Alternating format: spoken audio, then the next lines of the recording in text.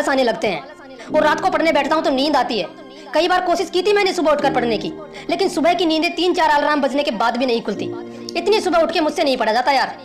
कभी पूछा है अपने पापा से कि पापा आप इतने जल्दी उठकर काम पर कैसे चले जाते हो? कभी पूछा है अपनी माँ से कि माँ आप सुबह 4 बजे कैसे उठ जाती हो?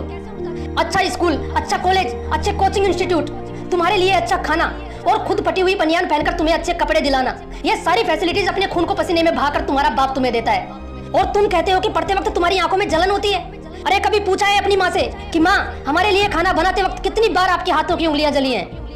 आज मन नहीं कर रहा, थोड़ी देर बाद पढ़ूंगा, कल पढ़ लूंगा, नींद आ रही है, सुबह उठकर पढ़ूंगा, आज सर्दी है, आज गर्मी है। तुम्हारे पास हजारों बहाने हैं पढ़ाई ना करने के, लेकिन तुम्हारे पापा के पास सिर्फ एक वजह है कि उनका बेटा पढ़ लिख कर कुछ अच्छा करेगा, और इसलिए तुम्हारे पापा दिन में तो काम करते ही हैं, लेकिन रात को भी उन्हें तुम्हारे फ्यूचर की टेंशन सोने नहीं देती।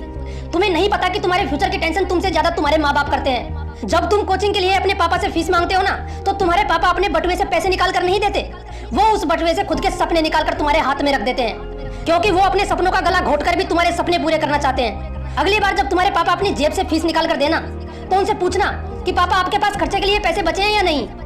उनसे पूछना कि पापा आपको मुझसे क्या क्या उम्मीदें हैं। जब तुम रात को अपनी किताब के 2 पेज पलटकर सोते रहते हो, तब तुम्हारे पापा अपने खाली बटुए को देखकर ये सोचते रहते हैं कि अगली बार तुम्हारी फीस के लिए पैसे कहां से आएंगे। तुम अपनी किताबों को सामने रखकर ख्यालों की दुनिया में खोए रहते हो, और तुम्हारे माँ बाप तुम्हारे फ्यूचर की टेंशन में रहते हैं। तुम्हारे माँ बाप ने तुम्हें पढ़ने के लिए एक अलग रूम दे रखा होगा, ये सोचकर कि बेटा अच्छी पढ़ाई करेगा, लेकिन उनको क्या पता कि बेटा तो मोबाइल की केस स्टडी में व्यस्त है। उनको क्या पता कि जिस बेटे के फ्यूचर की वो चिंता कर रहे हैं, वो बेटा फेसबुक, व्हाट्सएप, टिकटॉक और पबजी के चक्कर में पढ़ना भूल चुका है। यार कभी किताब उठाते वक्त तुम्हें अपने माँ बाप का ख्याल आया है? कभी ये सोचकर रोना आया है तुम्हें कि पापा कुछ भी हो जाए मैं आपके सपने जरूर पूरे करूंगा, मैं आपको वो लग्जरी लाइफ दूंगा जो बहुत कम लोग अपने माँ बाप को दे पाते हैं। यार अगली बार जब कोई बोर्ड एग्जाम का रिजल्ट आए और उस अखबार के फ्रंट पेज पर किसी टॉपर का फोटो छपे, तो उस अखबार को अपने माँ बाप को दिखाना और उनकी आंखों में देखना, तुम अच्छे से पढ़ पाओगे उनके दिमाग को, जिसमें लिखा होगा कि काश इस जगह पर मेरे बेटे का फोटो होता। तुम्हारे पास दोस्तों के साथ घूमने के लिए तो काफी टाइम होता है, लेकिन जब एग्जाम नजदीक आते हैं तो एक बहाना तुम्हारा हमेशा कॉमन रहता है कि यार पढ़ने का टाइम ही नहीं मिला। यार बहुत हो गई दोस्तों के साथ मस्ती, बहुत चला लिया फेसबुक, व्हाट्सएप। अगर अपनी लाइफ में कुछ करना है ना, तो थोड़ा सीरियस हो जाओ। तुमने अपने माँ बाप की आंखों में दुख के आंसू तो जरूर देखे होंगे, लेकिन अब ऐसी मेहनत करो कि इस बार अखबार के फ्रंट पेज पर तुम्हारा फोटो हो और उस दिन तुम्हारे माँ बाप की आंखों में खुशी के आंसू मोती की तरह चमकते नजर आए।